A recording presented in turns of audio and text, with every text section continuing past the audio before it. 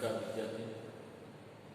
हमारा जो विषय हमने बात की थी एक यात्रा यह भी, उसकी अगले क्लास में उसका जो पठन है वो आज हम करेंगे और ये जो पाठ है वो आज हम पढ़ेंगे। इसके बारे में मैं आपको अगले क्लास में बता चुका था कि ये यात्रा में जो एक रिक्शा वाले की कहानी है उस कहानी को लेकर हमने सारी बातें की थी। आज उसका पठन करेंगे और उसमें आने वाले जो शब्द है वो शब्द भी समझेंगे और ये कहानी हमें क्या उपदेश देती है इसके बारे में भी चर्चा करेंगे।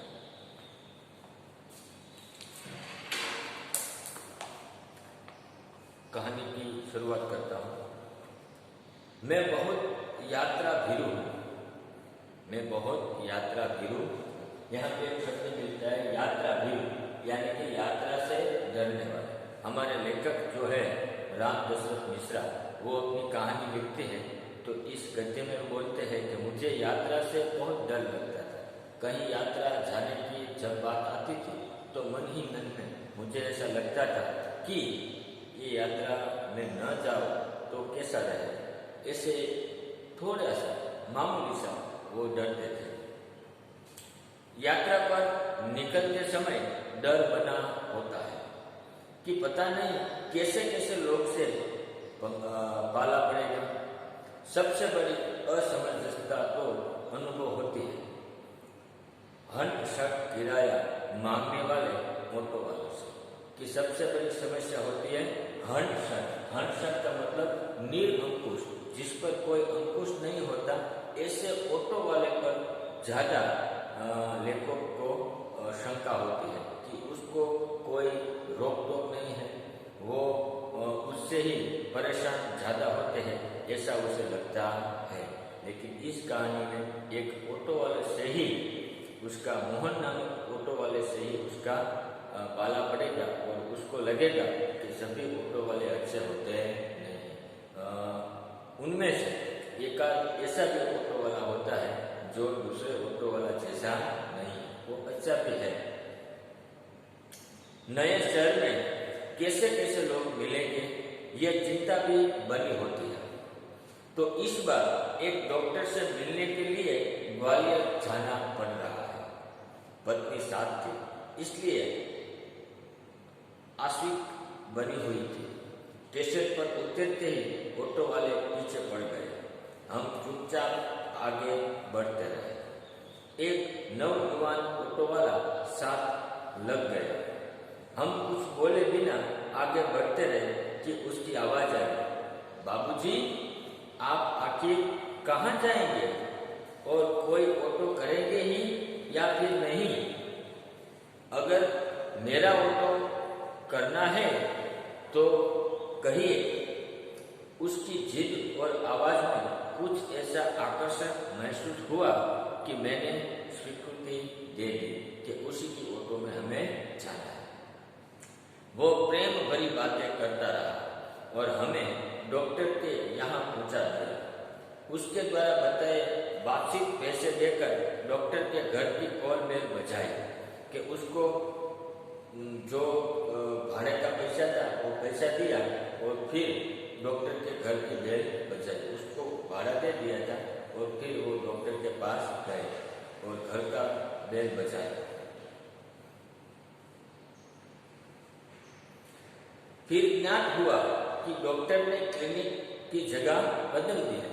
फिर उसे पता चला कि ये डॉक्टर ने तो जो क्लिनिक जो अस्पताल थी उसका स्थान दूसरे जगह पर कर दिया है। अब उसे दूसरी जगह पे जाना होगा। तो वो फिर ऑटो रिक्शा वाले को शोधेंगे, उसको ढूंढेंगे और फिर दूसरी ऑटो में जाना पड़ेगा ऐसा लगा। ऑटो वाला बिना हमारे कहे हमारा इंतजार कर रहा था। हमने जब नीचे आके देखा तो ऑटो वाला हमें बताया बिना ही हमारा इंतजार कर रहा था। हमें नई जगह पर पहुंचा दिया। मैंने पूछा कितने पैसे दे दूं? और ऑटो वाला ने नई जगह जो डॉक्टर की थी वहां पे पहुंचा दिया हमारे लेखक को। और लेखक ने पूछा कितने पैसे दूं? बाबूजी जो इच्छा हो दे दीजिए। वैसे डॉक्टर के घर से यहाँ तक का किराया तो अतिरिक्त हो गया है। उसने पूछा, बाबूजी यहाँ से कहाँ जाएंगे? मैंने होटल का नाम बता दिया और कहा, भाई तुम जाओ, यहाँ देर लग सकती है। वह कुछ बोला नहीं। हम डॉक्टर के पास चले गए। घंटा बाद निकले तो देखा वो वहीं खड़ा था। अब हमें महसूस होने लगा था कि ये ऑटो वाला कुछ और है। वह हमारे भीतर घर करता गया। होटल पर छोड़कर उसने पूछा, फिर कब आऊं? यानी आप शहर में घूमेंगे फिरेंगे ना? आपको जहां जाना होगा ले जाऊंगा। वैसे यहाँ कब तक है? कल शताब्दी से लौटेंगे तो आपको घुमाने के लिए कब आ जाओ? भाई आज तो थके हैं, आराम करेगा, कल घूमने जाएंगे। ठीक है बाबूजी, यह रहा मेरा मोबाइल नंबर, मुझे फोन करके बुला लीजिए। अरे तुमने अपना नाम तो बताया नहीं। मेरा नाम मोहन है। मोहन अच्छा नाम है। दूसरे दिन घूमने का कार्य शुरू हो गया। वह बहुत प्रेम से एक के बाद एक स्थान दिखाते गए। मुझे बाबूजी और पत्नी को अम्मा नाम से संबोधित करता रहा। घुमाकर होटल पर लौटे तो चाय पीने के लिए उसे भी कमरे में बुला लिया। वो बहुत संकोच से साथ आया। चाय पान के साथ हमारी पारिवारिक वार्ता शुरू हो गई। पत्नी ने पूछा, बेटे तुम ग्वालियर के हो? नहीं अम्मा, मैं मुलर એટલે કે मेरा वतन आगरा है। यहाँ आना पड़ गया कि मैं ग्वालियर का नहीं हूँ, मेरा वतन तो आगरा है, लेकिन नौकरी की तलाश में यहाँ पे आना पड़ा। हमें लगा कि वह यह कहते कहते कुछ भर आया। हमें लगा, लेखक को लगा कि ये बात करते करते वो अंदर ही अंदर दुखी होने लगे, ऐसा लगा, इसलिए चुप रहे। लेकिन वह स्वयं बोलने लगा, आगरा में अपना घर है, माँ बाप तो बचपन में ही गुजर गए, बड़े भाई ने मेरी परवरिश की, भाई वकील है, मैं भी बीए पास हूँ, कोई नौकरी खोज रहा था कि एक चुम्मी से आ गई। हमें लगा कि इसके साथ कोई अवांछित घटना घटी है। उसे छेड़ा नहीं, किंतु उसने फिर कहा और शुरू कर दिया, मैं नौकरी की तलाश में इधर उधर भटक रहा था। एक दिन भटक कर लौट रहा था कि रास्ते में एक परिचित लड़की मिल गई। बदमाश सी, घिंघियाती हुई बोली, मोहन मुझे बचा लो। क्यों, क्या हुआ? मेरे माँ बाप एक आधेड़ के हाथ मुझे बेच रहे हैं। कि उस लड़की ने कहा कि मेरे माँ बाप एक बड़ी उम्र से आधेड़ उम्र के आदमी के साथ मेरी शादी करा रहे हैं, उसके साथ मुझे बेच रहे हैं, ऐसा बोला। मैं कुएं में गिरकर जान दे दूंगी, अगर तुमने मुझे नहीं बचाया तो मैं कुएं में गिरकर अपनी जान दे दूंगी, किंतु उस सुकुट आधर के साथ नहीं जाऊंगी, लेकिन उन बड़ी उम्र के आदमी के साथ मैं लग्न करूंगी नहीं। मैं बहुत असमंजस में पड़ गया। असमंजस माना क्या है कि वो ऐसे विचार में पड़ गया कि उसे कुछ समझ में आया नहीं। असमंजस हो गया कि क्या करूं, क्या तरीका होगा इसको बचाने का। ऐसी मुश्किल में मोहन पड़ गया।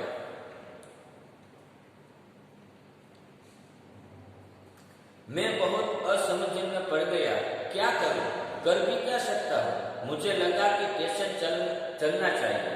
वहां उसे ले गया और थानेदार से हकीकत बयान की। वे कुछ देर सोचते रहे कि क्या किया जा सकता है। मोहन उसे पुलिस स्टेशन ले गया और थानेदार से सब बात की कि ऐसा ऐसा हो रहा है। थानेदार थोड़े समय सोच रहा है कि क्या करे इसका निराकरण। थानेदार साहब बोले, इसकी FIR लिखकर इसके माँ बाप को हवालात में बंद कर देता। लेकिन फिलहाल चिंता इस लड़की की है कि आखिर इसके लिए क्या किया जाए। एक छोटी सी चुप्पी के बाद वे एकाएक बोले, तुम्हारी शादी हो गई है? मैं सिर हिलाया। मेरी शादी नहीं, मैंने सिर हिला के ना की। तो बोले, तुम इससे शादी क्यों नहीं कर लेते? मोहन को ही ठान देने के तुम ही इसके साथ शादी कर लो। मैं तो इस आकस्मिक प्रस्ताव से चकरा गया, घबरा गया, किंतु कुछ पल बाद लगा कि इसमें बुराई क्या है। मैंने कहा, सर इससे तो पूछ लीजिए, कि लड़की को भी पूछ लीजिए। थानेदार ने उससे पूछा तो उसने स्वीकृति सूचक सिर हिला दिया कि हाँ, मैं इससे शादी करना चाहती हूँ। लेकिन क्यों मोहन? बाबूजी, लेकिन यह भी भाभी अपनी बहन से मेरी शादी करना चाहती है। बात तय हो चुकी थी कि मैंने उस शादी की ना की, क्योंकि मेरी जो भाभी है वो उसकी छोटी बहन से मेरी शादी करवाना चाहती है। तो मोहन ये शादी कर सकता नहीं है। फिर बाबूजी, मैंने सोचा कि भाभी जी की बहन से तो कोई भी अच्छा आदमी शादी कर लेगा, वह कोई संकट नहीं है। लेकिन इस लड़की की तो जिंदगी खतरे में है। लड़की सुंदर भी है, परिचित भी, और सबसे अहम बात यह कि यह संकट में है। हमसे विवाह करना प्रतिकारक है और मानवीय भी, धर्म भी ये कहलाता है। फिर लेकिन हाँ, अब समस्या ये है कि विवाह एकदम तो न हो जाएगी। यदि लड़की घर आई तो फिर वह बेच दिए जाएगी। संकट में है। मैं साथ ले जाऊं तो भैया भाभी तो नाराज हो गए। इसके माँ बाप मेरे ऊपर लड़की भगाने का केस भी कर देंगे। जब मैंने थानेदार को सामने ये समस्या रखी तो बोले कि कुछ दिन के लिए इसे नारी निचिकेतन में रख दिया जाए, कि अभी इस लड़की को मैं घर पे ले जाऊं तो भाई और भाभी मुझसे झगड़ा करेंगे। अगर इसको इसके घर जाने दूं तो इसके माँ बाप किसी बुढ़े के साथ इसकी शादी कर देंगे। तो ये समस्या क्या है, उसका विकल्प क्या है? तो थानेदार को जब बोला तो थानेदार ने कहा कि अभी 15 दिन के लिए इसको मैं नारी निकेतन यानी कि नारी महिलाश्रम में उसको मैं रख देता हूँ। 15 दिन के बाद तुम उसके साथ शादी कर लेना। लड़की से माँ बाप के खिलाफ शिकायत लिखवा कर रख लेता हूँ। 15 दिन बाद उन्होंने मंदिर में उससे मेरी शादी करवा दी। 15 दिन बाद थानेदार ने इस लड़की की मोहन से शादी कर दी। मैंने कहा, मोहन ऐसे थानेदार कहाँ होते हैं? मुझे तो इस घटना पर विश्वास ही नहीं होता। लगता है कि कथा सुन रहा कि ऐसे अच्छे थानेदार भी कहाँ मिलते हैं। लेखक बोलते कि मुझे तो ऐसा लगता है कि ये मैं सब सुन रहा हूँ वो वास्तविकता नहीं है, कोई बनाई हुई घटना है, ऐसा लग रहा है।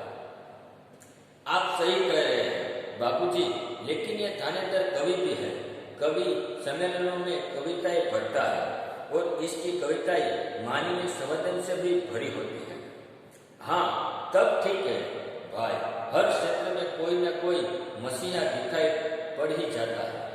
हाँ, तब ये कि मेरे भाई भाभी मुझसे खफा हो गए और हमें घर से निकाल दिया। एक तो मैंने उसकी साली से शादी न की, दूसरे जिस लड़की से वो किसी और नाते की थी, कि फिर मोहन को और उस लड़की को उसके भाई भाभी ने घर से निकाल दिया, क्योंकि भाभी की बहन के साथ उसने शादी नहीं की और जिस लड़की के साथ शादी की वो लड़की दूसरी ज्ञाति की थी, इसलिए दोनों को घर से निकाल दिया।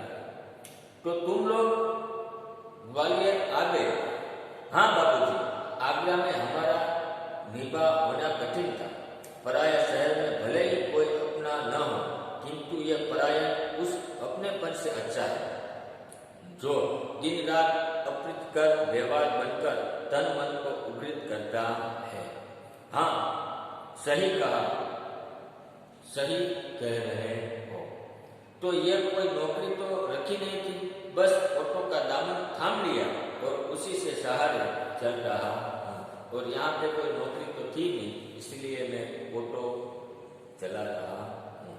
आगे की बात हम अगले क्लास में पढ़ेंगे। यहाँ तक आज रखें।